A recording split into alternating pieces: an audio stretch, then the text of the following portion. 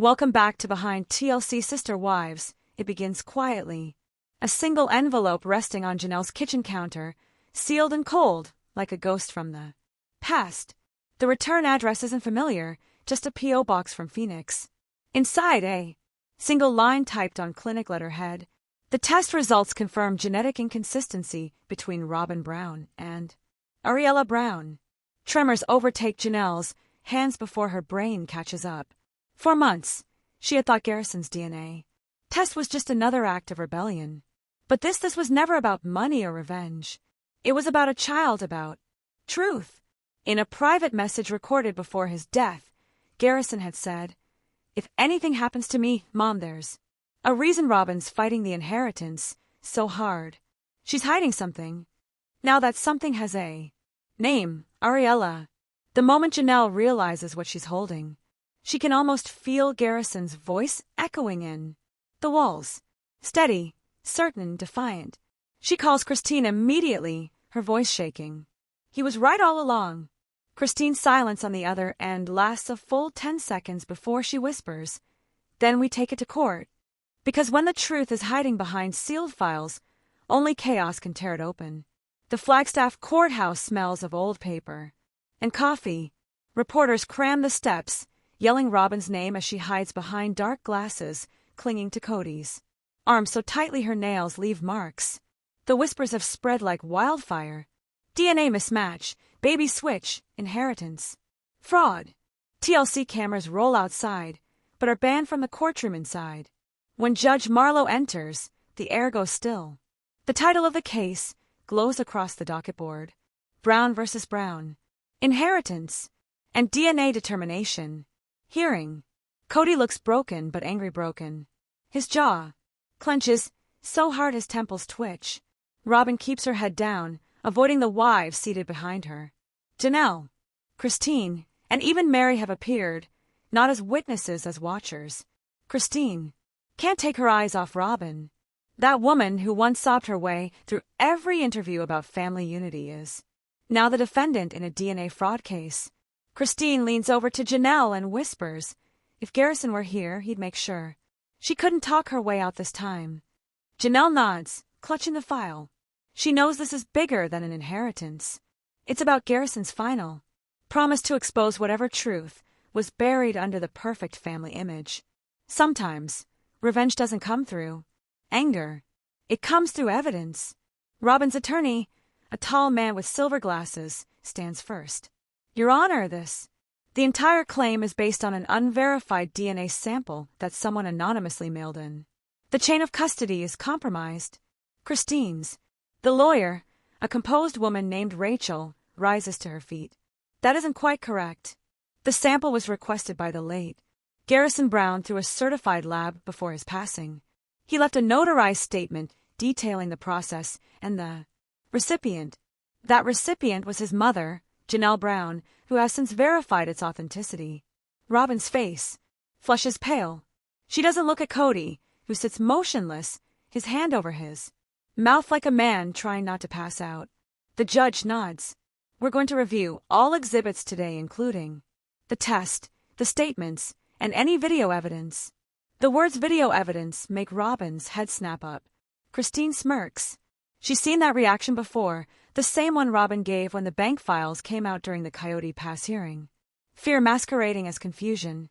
As court breaks for recess, Mary walks past Robyn, her voice soft but sharp. "I told you, the truth always finds its way home, even if it takes a DNA test to dig it up." The louder Robyn tries to defend herself, the quieter the courtroom becomes because nobody believes the performance anymore. Later that night, Janelle sits at her kitchen table replaying old videos of Garrison's. His voice feels alive again, heavy with purpose. In one clip recorded just weeks before his passing, he says, "Mom, check the adoption files. There's a woman named Kara. She used to work for the same agency Robyn dealt with before she joined the family." Something didn't add up. Christine tracks Kara down. She's living in Nevada now, working in a church daycare. When she picks up the phone and hears Christine's voice, she hesitates. "I knew someone would call one day," she says in a hushed tone. "I can't talk on The phone. It's about the baby, isn't it? Christine's heart starts pounding. Yes, about Ariella. There is a pause long enough to feel eternal. Then Kara whispers. She wasn't supposed to know. None of you were. Before Christine can ask what that means, Kara hangs up. Every truth comes with a warning, and Christine just ignored hers. The next, Christine walks into the courtroom in the morning, holding a sealed envelope. Rachel, the attorney, looks at her curiously. Is that what I think it is? Christine nods. Proof of where Robyn was the night Ariella was born. The hearing resumes, and Rachel steps forward. Your Honor, we have new evidence.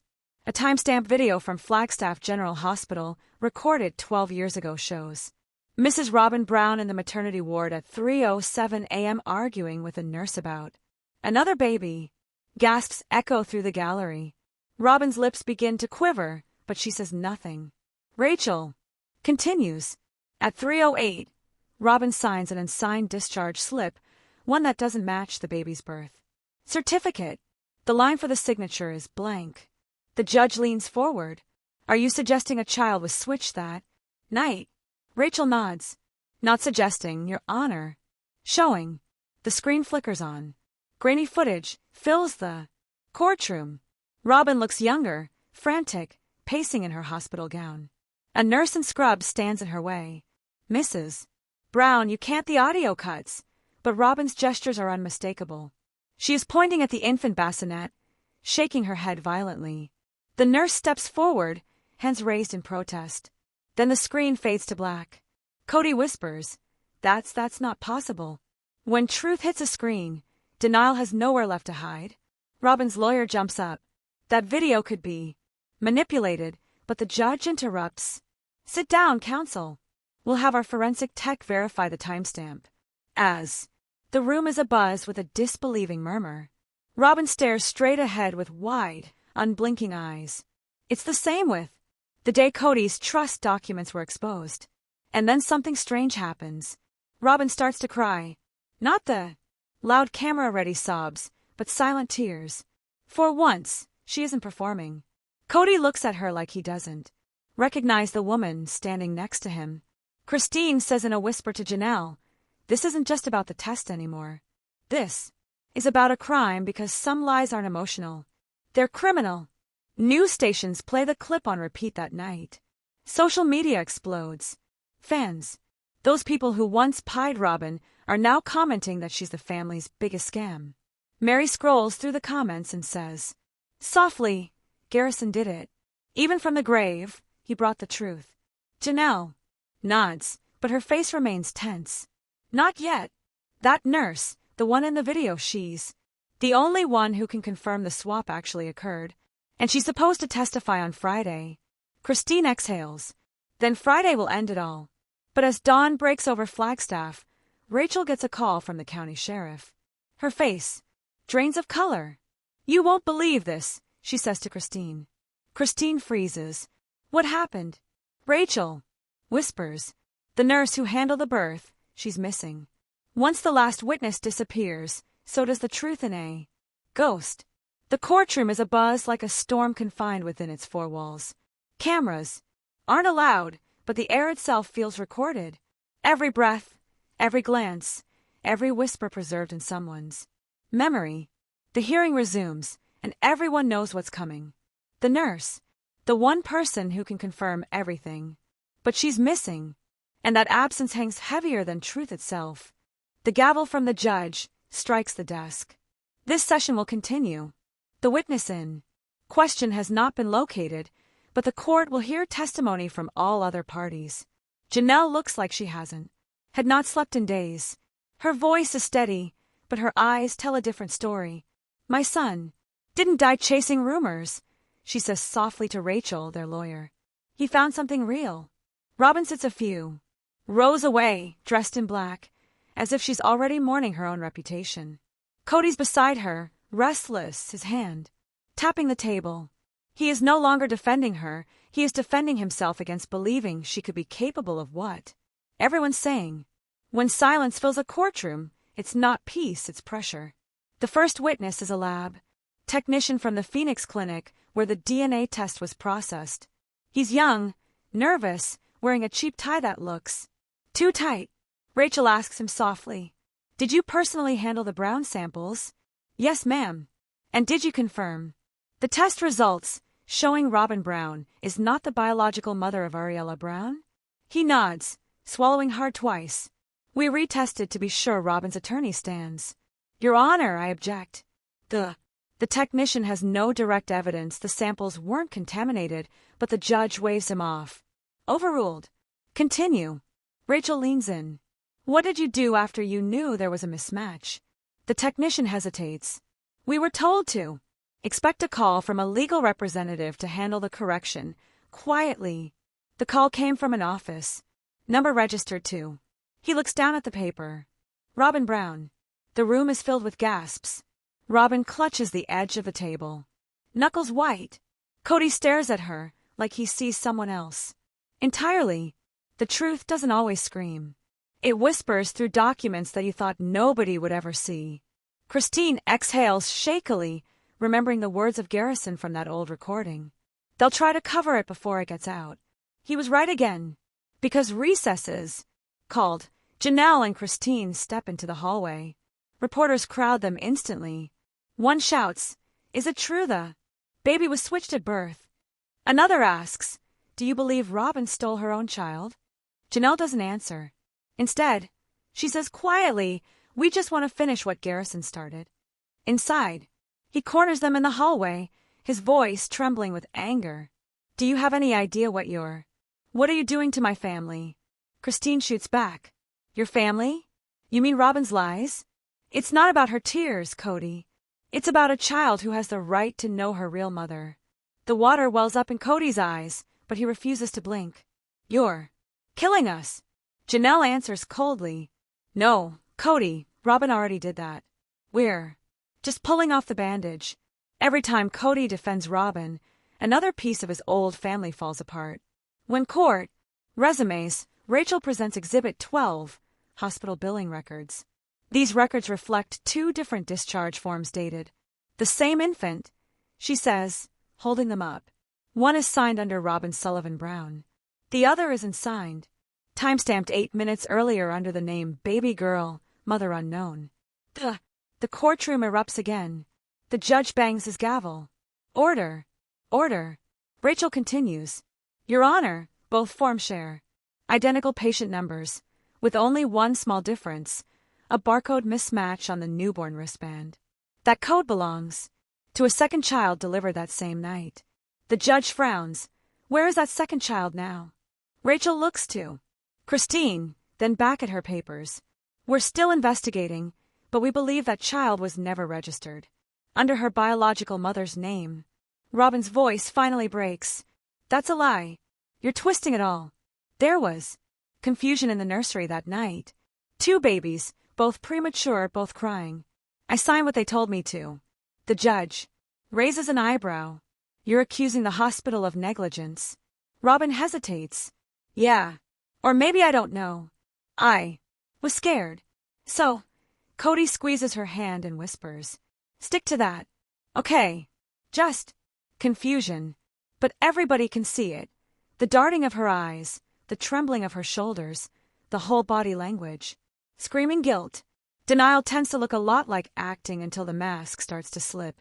During lunchtime, Mary is sitting outside under a gray sky. The cold wind strikes her face as she utters, she always said, God gave her Ariella for a reason. Maybe that reason wasn't what she thought. Christine joins her, holding a coffee. I don't even think Kody believes her anymore. H.S. just clinging to what's left. Mary sigh. We all did that. Once. Rachel steps outside, her phone pressed to her ear. Wait, say that again. She pauses, her face draining of color. Send it to me right now. She turns to them. A sheriff's deputy found something near a motel outside Prescott. A nurse's badge and blood on the fabric. It matches the missing witness. Christine's eyes widen. Oh my God. What? What would happen if someone silenced her? Rachel lowers her phone. We can't prove that yet, but we're adding her last statement too. Evidence. She filed it a week ago with the county recorder office. It is a sworn affidavit naming Robyn Brown. Mary gasps. When truth tries to speak, lies try to bury it, but evidence doesn't stay buried for long. Back inside, Rachel presents the affidavit to the judge. Your Honor, this is the missing nurse's sworn statement. It was filed before her disappearance. She claims that on the night of Ariella Brown's birth, she was ordered by a hospital administrator to switch wristbands between two newborn girls. She says Mrs. Robyn Brown was in the room and agreed to it. Change. The gallery erupts. Reporters rise. Voices shout out. Kody's chair scrapes backward as he mutters, No, this can't be true. Robyn slams her fist on the table. She's lying. That woman's unstable. Rachel doesn't flinch. Unstable or not, she filed this with a notary. And Your Honor, we also have video proof of her submitting it. A projector clicks on. The courtroom lights dim. The nurse appears on screen. Tired, anxious, holding a paper. If anything happens to me, this is my statement. She says the swap wasn't an accident. It was set up. Then, the screen fades to black. Every secret ends up writing its own confession. Robyn collapses against Kody's shoulder, sobbing uncontrollably. He looks frozen, somewhere between pity and horror. The judge leans forward. Mrs. Brown, until where we find that nurse, your testimony will come into question. I would advise you get ready to be questioned. Robyn's lawyer tries to object, but is cut off by the judge. The court is adjourned for the day. Cameras flash outside the courthouse. Reporters chase everyone down the steps. Janelle doesn't speak. Christine doesn't smile. They just walk. Together. Pale but steady-faced. Inside the courtroom, Robyn sits motionless after everyone is gone. Only Kody stays behind. Tell me it isn't true, he whispers. Robyn looks up, mascara streaking her cheeks. You wanted a perfect family, she says coldly. I just gave it to you. And for the first time, Kody realizes some gifts come wrapped in lies. The rain starts before sunrise, gentle but relentless, soaking the Flagstaff streets like the world itself is washing something away. Janelle stands at her front door, staring at the small box left overnight. Inside is the second DNA kit, just like the first. Only this one has the official watermark of the hospital, and a handwritten note that says, she deserves to know. Christine arrives minutes later wrapped in a thick coat. Hair damp, eyes sharp. Who left it? She asks. No idea, Janelle replies. But look at this. It's the same case number from Ariella's birth file. Soon, their attorney Rachel shows up. Came in after, visibly exhausted. This could be huge. If this test belongs to another baby from that same night, we're looking at a confirmed switch. They all stare at the box in silence. When a mystery, the question answers itself and brings more pain than peace. The tension in court seems heavier than the storm outside. Reporters in the hallway murmur as Judge Marlowe calls the session to order. The missing nurse's affidavit still. That dominates the headlines.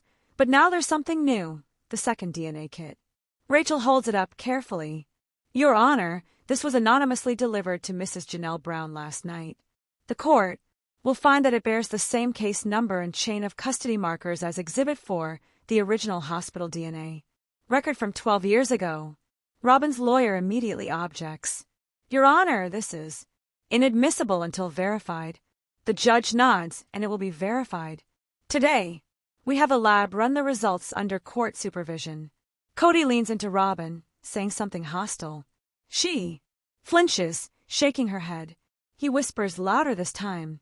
If this proves you lied, I won't be able to protect you anymore.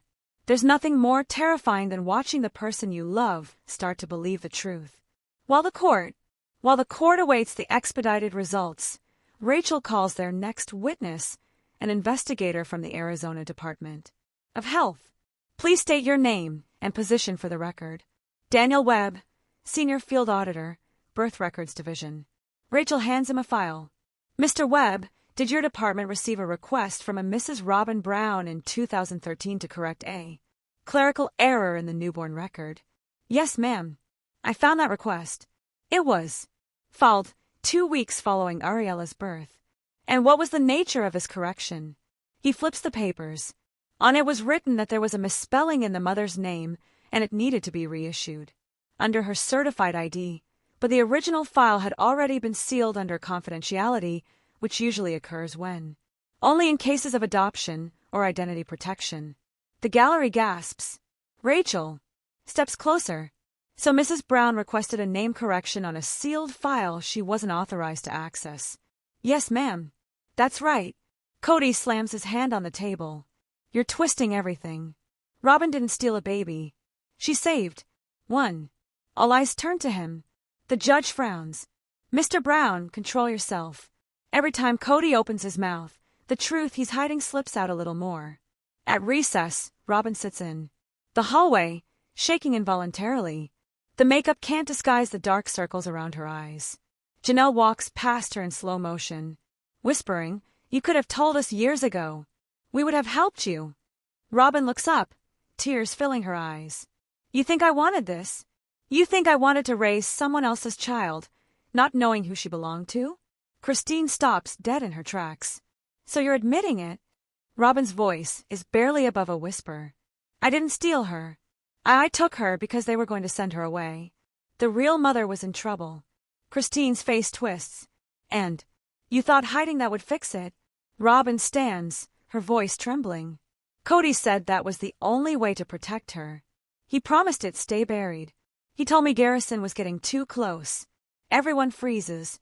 That's the first time Robyn's ever said Garrison's name aloud. Confessions never come clean.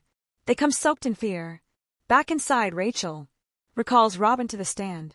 "Mrs. Brown, you claim your husband advised you to conceal this child's origin?" Robyn nods. Faintly. "Yes. He said the media would destroy us if anyone found out." The judge raises an eyebrow. "And did you know the biological mother?" Robyn hesitates. The pause is too long. "Her name was Kara. She was the adoption liaison. She wanted to keep the baby, but the agency wouldn't approve it." Christine's breath catches. "Kara, the same woman she called weeks ago, the woman who said she wasn't supposed to know." Rachel steps forward. "Mrs. Brown, where is this woman now?" Robyn shakes her head. "I don't know. She disappeared before the adoption finalized." Rachel's voice firms. "Isn't it true you continued to receive payments into your private account from that very same agency until 2016? Robyn's face goes still. "I don't remember. Let me refresh your memory." Rachel holds up a printout. $3,000 on the first of every month, labeled care. Stipend, child number 47. That's Ariella's file number, isn't it? The gallery erupts. The judge demands order. Kody just sinks deeper into his chair, his hand trembling. Where there's a money trail, there's usually a birth trail. Innocence is lost fast. A sudden stir at the back of the courtroom door breaks. The silence. 2 deputies come in escorting a woman in handcuffs, disheveled and frightened but alive. The missing nurse. Everyone gasps. The judge stands. "You were reported missing." She nods weakly. "Someone tried to make sure I didn't testify." Her eyes drift to Robyn. "But I survived." The room goes deadly still. Rachel approaches softly. "Ma'am, can you tell us what happened that night at the hospital?" The nurse's voice shakes. "They told me to switch the wristbands. Said it was an emergency adoption that the mother had surrendered. The baby up to voluntarily. But when she checked the signatures, the surrender form was blank." Rachel asks softly, "And who gave?" "In that order." The nurse hesitates, tears spilling down her cheeks. "It came from a woman claiming to represent the family. Trust. She said her name was." She looks at Robyn. "Robyn Brown." The courtroom explodes. The judge shouts for order. Robyn slams her hands on the table. She's lying. She's been bribed. The nurse pulls her sleeve back, showing bruises up her arm. "If I was lying, why did someone try to run me off the road the day after I filed my affidavit?" The judge nods to the deputies, who see her out of harm's way. Sometimes justice. It walks into the room when you least expect it, but it never leaves quietly. That evening, the lab delivers the expedited DNA results. The envelope is opened by Rachel before the court. Her voice quivers slightly as she reads. Result. confirms maternal match between unidentified female 2013 and Kara Thompson. A collective gasp fills the room. Christine's hand flies to her mouth. Janelle closes her eyes in disbelief. Rachel continues. Further, analysis confirms zero genetic relation between the child known as Ariella Brown and Mrs. Robyn Brown. The judge's pen falls from his hand. So, Ariella Brown's biological mother is Rachel looks up. Kara Thompson, the same woman who once worked in Robyn Brown's adoption agency. Robyn bursts into tears. I didn't mean for it to happen this way. I thought she abandoned the baby. Judge, the tone sharpens. Mrs. Brown, you falsified documents and misled the court for over a decade. This is no longer about custody. It's a federal issue. Trembling, Kody finally stands. Your Honor, please. She's not a criminal. She's my wife. The judge looks at him coldly. Then you might want to prepare for what's next. Because when the truth comes with proof, love becomes collateral damage. Outside rain beats against the courthouse steps as cameras flash and sirens wail. Christine and Janelle walk in silence. They don't smile. There's no joy in being right about something so dark. Janelle whispers, "Do you think Kara will come forward?"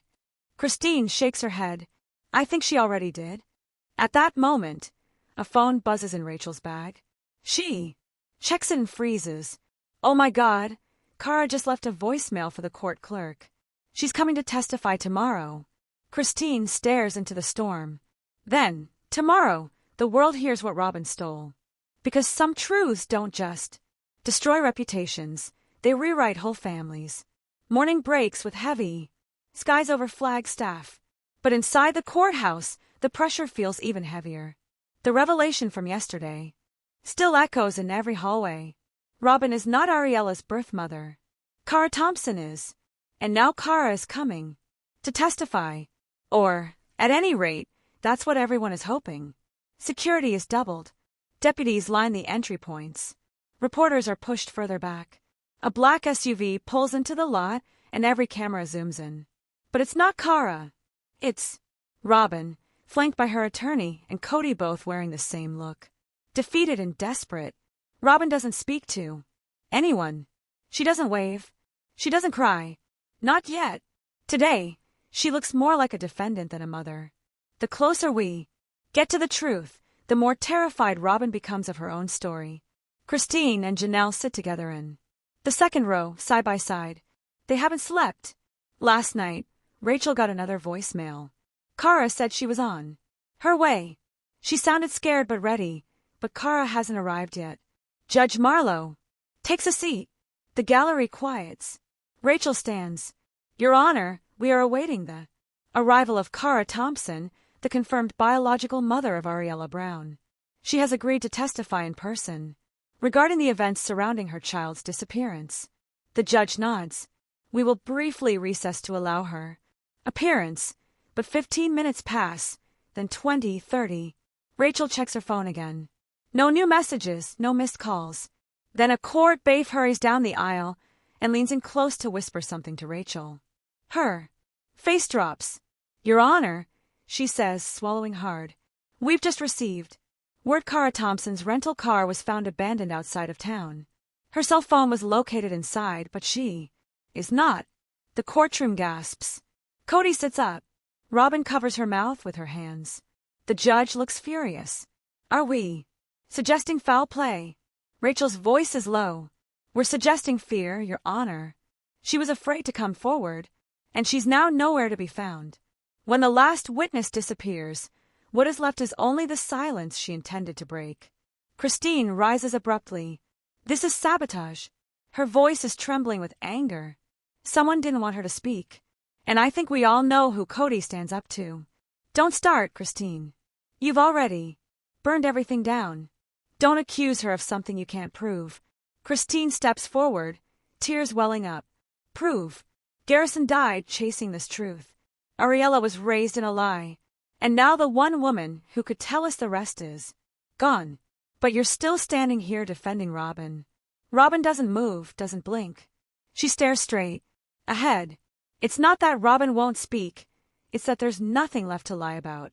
The judge takes a deep breath. We will continue with the rest of the exhibits. We cannot continue to delay this hearing indefinitely. Rachel steps forward, again, holding up a small, worn journal. This belonged to Garrison Brown, she says softly. In the weeks leading up to his death, he kept notes, recordings, timelines, even names. Kara's name appears here along with the name of the adoption agency Robyn used. She flips open the book, reading aloud. May 3rd. Kara called. She said Robyn promised to keep the baby safe if she signed. No contract ever arrived. She vanished a week later. Rachel continues, her voice cracking slightly. There are 14 entries. Garrison never stopped looking. He just didn't know how dangerous the truth would become. Mary begins to cry, silently from the back row. The boy they ignored spent his last days uncovering what the adults were too afraid to admit. Suddenly, a sound cuts through the room, and the courtroom doors burst open. Everyone turns. Kara. She is barefoot, bruised, her hair wet from rain. The deputy catches her arm, but she shakes him off. I'm here, she says hoarsely. Let me speak. The room erupts. Cameras. Click. Gasps. Someone yells. That's her. The judge quickly motions for calm. Ms. Thompson, you are ready to testify. She nods. I have nothing left to lose. Rachel hurries to her side, helping her. To the witness stand. Kara takes the oath, hand trembling. She clears her throat. I was the birth mother. I carried Ariella. I went to that hospital thinking I would place her in a safe, open adoption. Robyn was supposed to be the legal guardian, but she changed everything. The papers I signed never reached the agency. They were destroyed. Robyn's lips part. Her hands start to shake. Kara continues. I was never notified when custody changed. I never received post-placement reports. Then when I started asking questions, I was told to stop. That I had no rights. Rachel asks, who told you that? Kara looks right at Robyn. She did. The moment a lie meets its maker, the courtroom stops breathing. Kody is in shock. Robyn, tell me that's not true. Tell me you didn't trap her. Robyn stares at Kara, eyes red, mouth open. But no sound. Kara's voice cracks. I watched my daughter grow up on TV. I knew her face, her smile, but I was never allowed to hold her again. Robyn made sure of that. The gallery goes quiet. The judge leans forward. Is it your assertion, Miss Thompson, that Mrs. Brown deliberately circumvented the law in order not to disclose your child's true parentage? Kara nods. Yes, and I have proof. An old email. I printed it years ago. She pulls a folded paper from her jacket and hands it to the court clerk. Rachel receives it and reads aloud. You get the check when the final papers disappear. No more questions. Consider her mine now.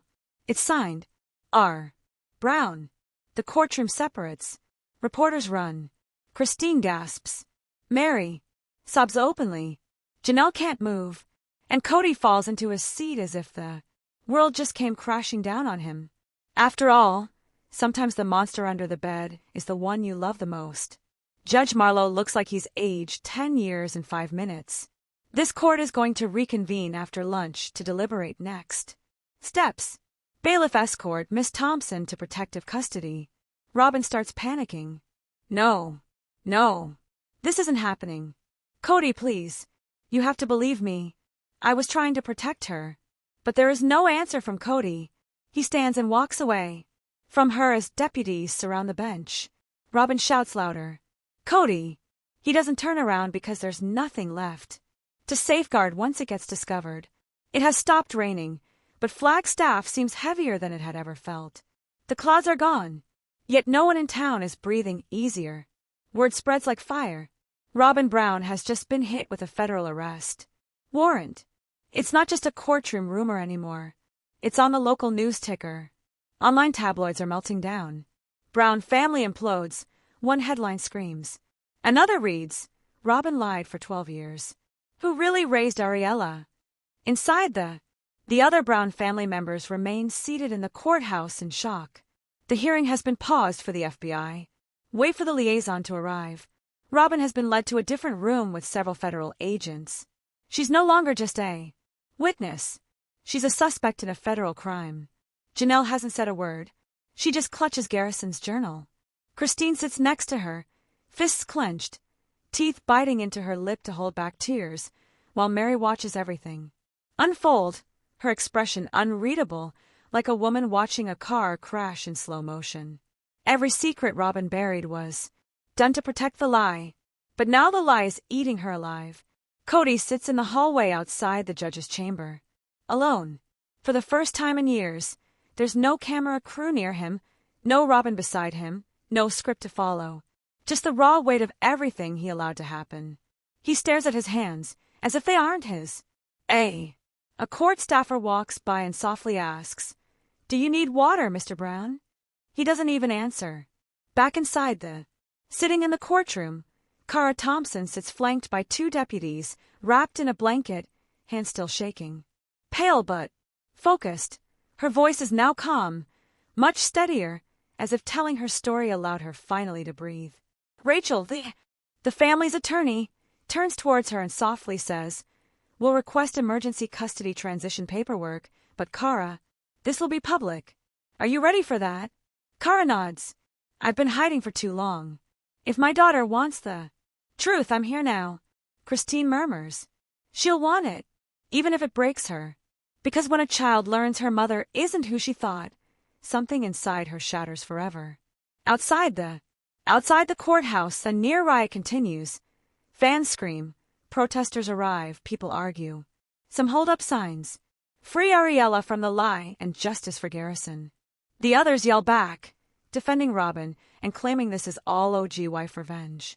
But the faces that matter, the kids, haven't spoken until now. A live Instagram feed comes up.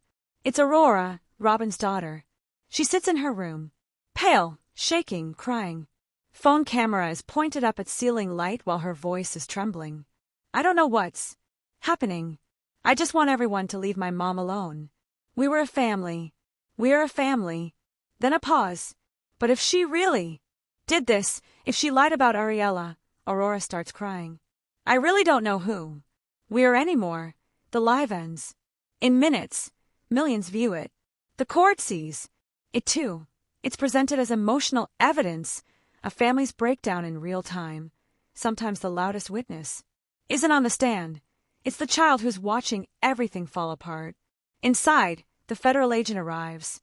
A woman in a sharp gray suit, badge clipped to her waist. She introduces herself to the judge and then calmly announces, "Robyn Sullivan Brown has been taken into temporary federal custody under suspicion of Title 18 violations, fraudulent adoption, and intentional identity falsification across state lines." The courtroom gasps. Again. Even the deputies seem surprised at how fast it's moved. Janelle finally speaks. "What happens to Ariella now?" The judge takes a deep breath. "We'll have to determine that after a guardianship hearing. First things first, though, notify the child." Everyone freezes. Christine speaks up. "You're telling her today." The agent nods. "She has a right to know. And we have a psychologist standing by." Janelle whispers, "Please let me be there. She knows me. The moment you tell." When a child, everything she believed was not real is the moment she starts building a new reality. The next scene unfolds off. Camera. Quiet, private. Christine, Janelle, the psychologist and the agent drive to Robyn's home. Ariel is inside coloring. The nanny doesn't know what's happening. She was told Robyn had a court meeting. The little girl looks up, confused, but calm. "Where's Mommy?" Christine kneels. Her voice shakes. "Sweetheart, we need to talk to you about something rather important." Over the course of next 30 minutes, they tell her the truth. Little by little, with gentleness, with care. She doesn't cry. She listens first with white eyes, then confusion, then stillness. The psychologist explains all about DNA, hospitals, adoption. The name of Kara is mentioned, so is the word mother. Ariella finally whispers, "Am I still me?" Janelle sobs, "You are, baby. You're always you." Nothing changes that. But it does. Everything does, because identity is not just about names. It is about who gets to hold your memories. Back at the courthouse, Mary walks the halls alone. Reporters avoid her. She isn't the story today, but she knows she's part of it. She stops in front of the portrait of Judge Marlowe hanging on the courthouse wall, then pulls out her phone and plays a voicemail from Garrison, one she saved for years. His voice is strong but quiet. Aunt Mary, if I don't make it, tell them I never wanted to blow up the family. I just wanted us to stop pretending. I just wanted us to tell the truth. Tears fall. It is the first time in a long time, Mary whispers. I'm so sorry I didn't listen sooner. Garrison may be gone, but his voice has finally done what no court ruling ever could, break the silence. In the final courtroom session of the day, the judge reconvenes. This court hereby declares Kara Thompson the biological mother of Ariella Brown. An order of temporary guardianship will be issued, effective immediately. Kara cries pending further hearings. Christine holds her hand. Janelle says a quiet prayer. Then the judge turns to Robyn, who's been brought back into the... She enters the courtroom in handcuffs, her face streaked with tears. He says, "You had chances to come forward, but instead you forged. You lied. You let a boy die chasing the truth you buried." She attempts to speak. The judge silences her. "This isn't your time to talk anymore, Mrs. Brown. The only voice that will matter is Ariella's now, and one day she will ask you why." As Robyn is led out of the courtroom, Kara stands and says softly, "She asked if she was still her. I told her yes, but I didn't know if that was true. She is, but now she's finally free to decide who she wants to be." The judge signs the custody order. Ariella is no longer a Brown because lies can give you a name, but only truth can give you back your soul. Next morning, it's not just Flagstaff watching anymore. It's national. By 8 a.m., the footage of Robyn being escorted out of the courthouse in handcuffs has been clipped, subtitled, slowed down, and analyzed by every network from CNN to TMZ. TikTok explodes with edits, and Robyn Brown exposed becomes #1 trending topic on every platform. And then an unexpected headline: TLC suspends Sister Wives production, pending an internal investigation. Christine sees the alert on her phone. First, she doesn't celebrate.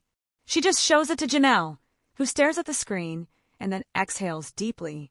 "It's done," Janelle mutters. "It's really done." When the network pulls the plug, you know the lie finally ran out of time. Inside TLC headquarters in Los Angeles, chaos rules the day. Executives are gathered behind closed doors. PR reps scream into phones. One in turn leaks a snippet from a production email. Remove Robyn from all future promotional materials. Archive all S21 footage until legal review is complete. A spin-off, which was in pre-production, focused on Robyn's spiritual motherhood, is officially dead. Advertisers are pulling out. The network scrambles to salvage anything. One email reads, "If Mary or Janelle will agree to film a reaction special, we could still hit the December slate, but no one wants to talk."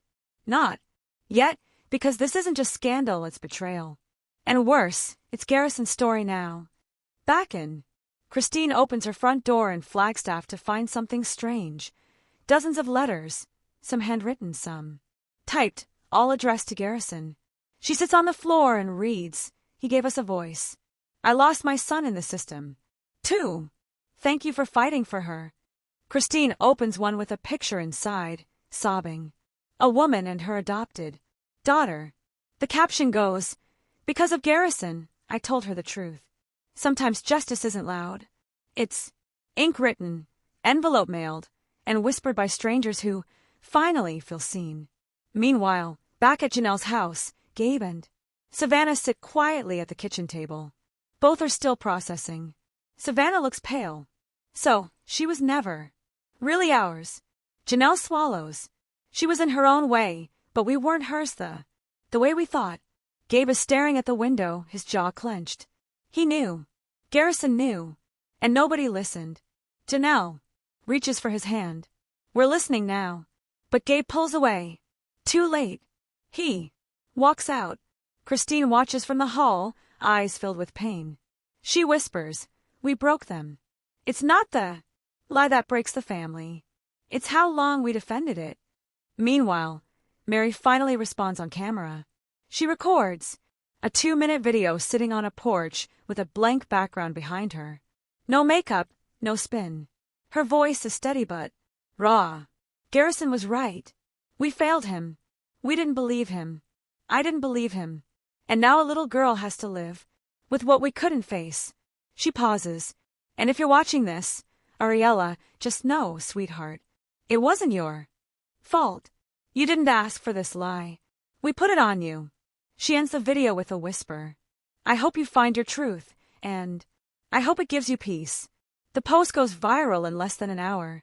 Sometimes the most powerful apology is the one made too late. At Kara's temporary home, the camera pans over a quiet bedroom. Ariel. There is coloring again. She has been given a new journal, a stuffed bear, and space to process. She has spoken very little since the court order. Kara sits nearby, watching her daughter, her real daughter, adjust to a truth that shattered the world she knew. Ariella finally looks up and asks, Will I see them again? Kara's voice cracks. Maybe, but only if you want to.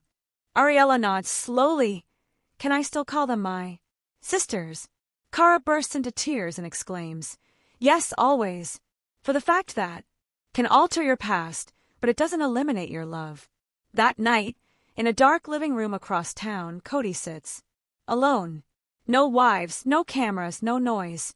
Just a man unraveling. He plays a clip from an old episode.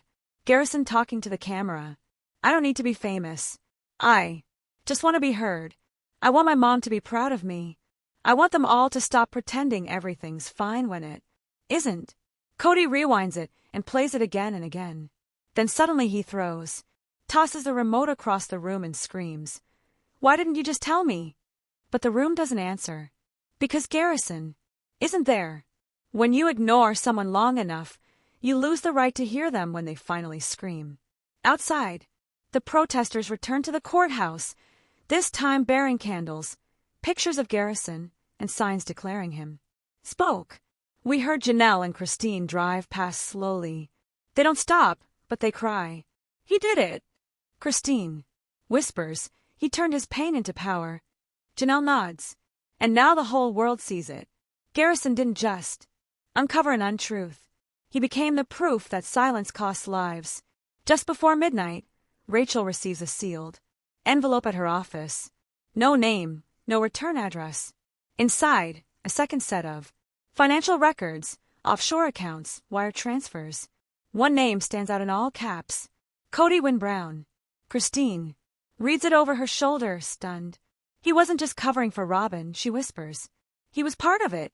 Because the lie didn't start with Robyn. It ended with her. The envelope sits on the center of Rachel's desk like a weapon. Unlabeled, untraceable, but deadly. Christine reads the bank documents. Again, slower this time.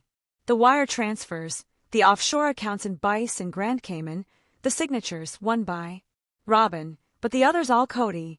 Each transfer marked as discretionary family. Trust asset shelter. Rachel's voice drops. If these are real, he didn't just know about the baby swap. He funded it. Janelle stares at the final page. A notarized form authorizing $85,000 wired for postnatal legal expenses. The date, 3 days after Ariella's birth. Her voice is trembling. That's when Kara went missing. That's when she stopped answering Garrison's calls. Sometimes, the betrayal doesn't knock at the door. It's already living inside the house. The courtroom looks different today, harsher, colder. The judge arrives with new files. The galleries, tents filled with national reporters now. TLC has officially been subpoenaed for behind-the-scenes footage from season 19 and 20. Robyn remains in federal custody. Off-site. She won't be back today. But then there's Kody, walking in with his navy suit. His eyes are bloodshot, but dry. No wedding ring, no smile, just the worn face of a man who finally understands. There's nowhere left to hide. Rachel stands. Your Honor, we've received additional evidence suggesting Mr. Kody Brown was both financially and strategically involved in the concealment of Ariella Brown's true identity. Judge flips. Through the papers, expression hardening. Is Mr. Brown prepared to testify under oath? Kody nods. But, Christine. She stands suddenly. No, not yet. Let me speak first. The court buzzes. Even the judge looks surprised. Rachel looks over at her, then nods. Let her speak. Christine walks to the front, her heels clicking like hammers. Her voice shakes but never wavers. For years we were told to support the family, to smile for cameras, to protect the name Brown. We were told we had no choice. She addresses Kody now. But you had a choice. And you made it. You protected Robyn. You sacrificed Garrison. You made all of us carry a lie so deep. We started to believe it was love. Kody can't meet her eyes. Christine walks closer. You buried the warnings of your own son. You helped Robyn bury a mother's rights. And for what? For an image. Her voice cracks. You let my daughter help babysit Ariella. You sat there knowing she wasn't even your wife's child. You let her call you Daddy. When truth burns through your chest, it's not justice you feel. It's grief with no escape. The judge finally calls Kody forward. He takes the oath. His voice is her sorrow. I didn't want this. I didn't plan it. But once it started, I didn't know how to stop it. Rachel steps forward. So you did authorize the payments? He nods. Yes, Christine snaps, did. And what about the fake trust fund? The adoption clause? Kody swallows. I thought it was legal. I thought Robyn had the paperwork. Rachel fires back. Then why was everything funneled through a Shell LLC in Flagstaff under your cousin Michael's name? The room explodes. Jaws drop. Christine gasps. Michael? You use family? Kody says nothing. Janelle, pale as a ghost, whispers. He always said Michael handled the taxes. Christine gets up. So he created the fund. You moved the money. And Robyn took the baby. Kody finally yells. She wasn't safe with Kara. The courtroom goes silent. Rachel asks quietly, what do you mean? Kody breathes hard. Kara was being investigated. There were concerns. Drug use. I didn't trust her. I didn't want another child in the system. Rachel holds up a report. This was dropped in 2011. No charges, no evidence. You used an outdated claim to justify kidnapping. When your excuses sound weaker than the lie, your silence becomes your guilt. A soft voice interrupts from the back. It is Mary. She could have told us. Kara could have told us. But she couldn't because you erased her. And then you erased Garrison when he tried to bring her back. Kody's eyes dart to Mary in shock. She walks forward slowly, eyes locked on him.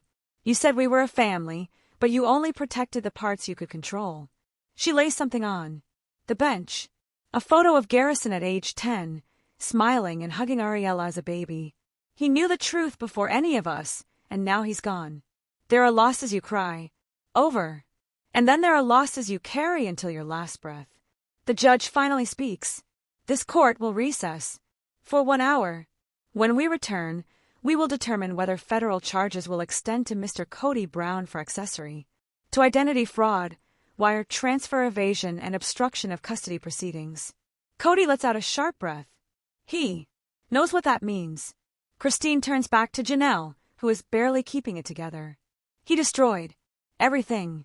She whispers, even our silence. Just before recess, Rachel gets a call from a federal agent. She listens. Then her eyes go wide. She hangs up and announces that offshore account in Michael's name. It wasn't used just once. The judge frowns. How many times? Rachel's voice has gone cold. 47 times. Christine gasps. This wasn't some one-time cover-up. It was a pattern, a scheme, a system. Outside, a local reporter gets tipped off and leaks the new information. Reddit erupts. TikTok goes nuclear. Sister Wives' fraud empire becomes a 7-part Twitter thread. YouTubers post reaction videos every 30 minutes, but one message spreads faster than all the noise. Garrison died for this, and they're still trying to bury him. In the hallway, Kody finally breaks. He sits on the bench, hands over his eyes, sobbing into his palms. The kind of sob that doesn't want to be heard, but can't be stopped. Christine watches him through the glass doors. She doesn't feel victory, only emptiness. She walks away, for this was never about revenge. It was about a boy who begged them to look, a man who closed his eyes. And now it's too late to open them again. As the session prepares to resume, the judge receives an emergency brief. An anonymous whistleblower, a former TLC producer, has just submitted 200 hours of unaired footage. Footage of Kody and Robyn privately whispering to each other, scripting how to handle the Arella storyline. Christine leans toward Rachel. If those tapes are real, Rachel nods. Then this wasn't just fraud. It was televised because the real crime wasn't taking place behind closed doors. It was aired to the world and disguised as reality. The courtroom is filled to capacity. Not just with people, but with silence, with history, with secrets which are finally being dragged out into the open. The federal judge returns to the bench. The bailiff speaks first. Your Honor, the court has received digital exhibits from a TLC production server verified. More than 200 hours of unedited footage submitted. By a whistleblower, Rachel stands. We've reviewed key clips.